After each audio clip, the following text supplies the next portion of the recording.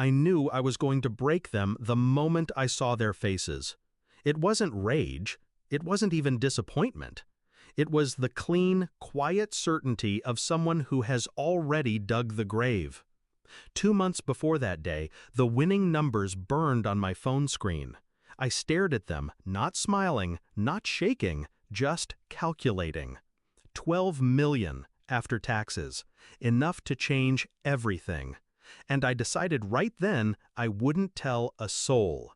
Not my siblings, not my parents, not the people who drained me for years under the name of family. Instead, I'd run a test, a final exam for blood ties. Growing up, I believed loyalty ran both ways. I was wrong. My brother Daniel only called when he needed money. My sister Claire only remembered my birthday when she was between jobs. My mother, well, she never asked for cash, but she made sure I knew I wasn't her favorite. And still, I showed up every time they needed me. So I thought, what if I needed them? Would they show up for me? The plan came easy after that. I started small. A phone call to Daniel. My voice just shaky enough. Car trouble, I said. Could you loan me $200 just until payday? His sigh was so loud I had to hold the phone away. Things are tight, man, he said. I'll call you back. He never did. Next was Claire. I told her my rent was late, that I might get evicted. She told me to ask around at work and hung up. I saved my mother for last.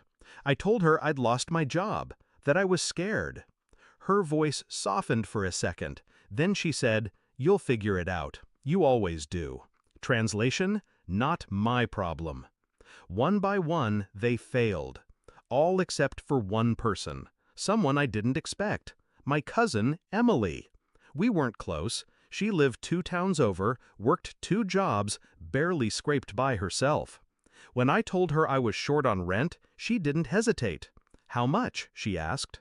I told her $500. A big ask. Too big. She wired it the same day. No questions, no judgment, just trust. I knew then the money would go to her. But I wasn't done with the rest. Not yet. I spent the next month weaving the trap.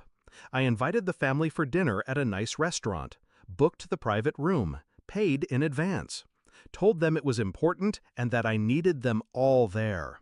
Nothing makes them curious like the scent of money or scandal.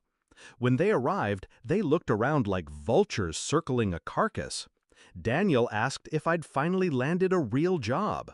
Claire joked about me finally settling down. My mother just stared at me, waiting. I waited until dessert plates were cleared.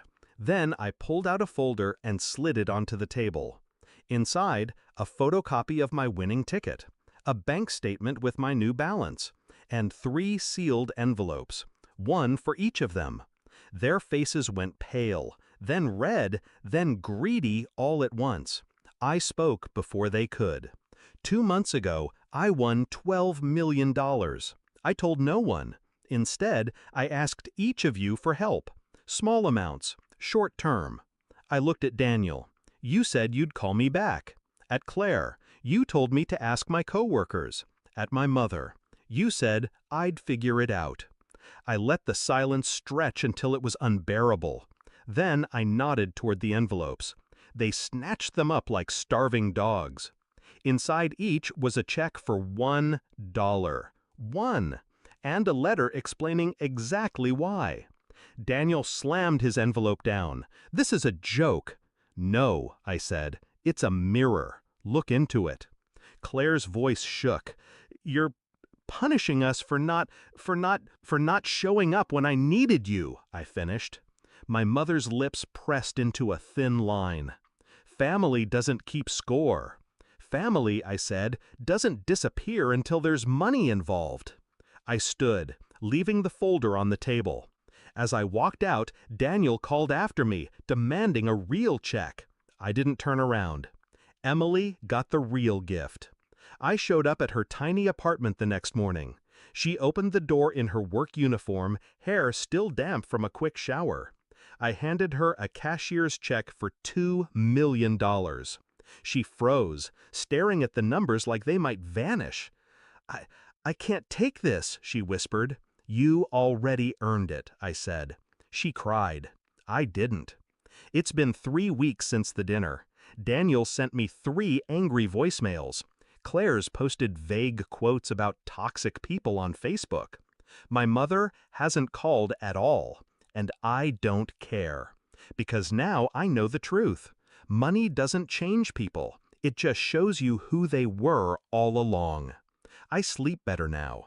The $12 million sits in investments, growing quietly. Emily quit one of her jobs. She's planning to open a bakery. I told her I'd be her first customer. As for the rest of them, I imagine they'll keep waiting for me to forgive, to forget, to share. Let them wait. Some debts aren't meant to be paid. If I ever see their faces again, I'll remember that night at the restaurant. The way greed replaced blood in their eyes. The way silence said more than any apology.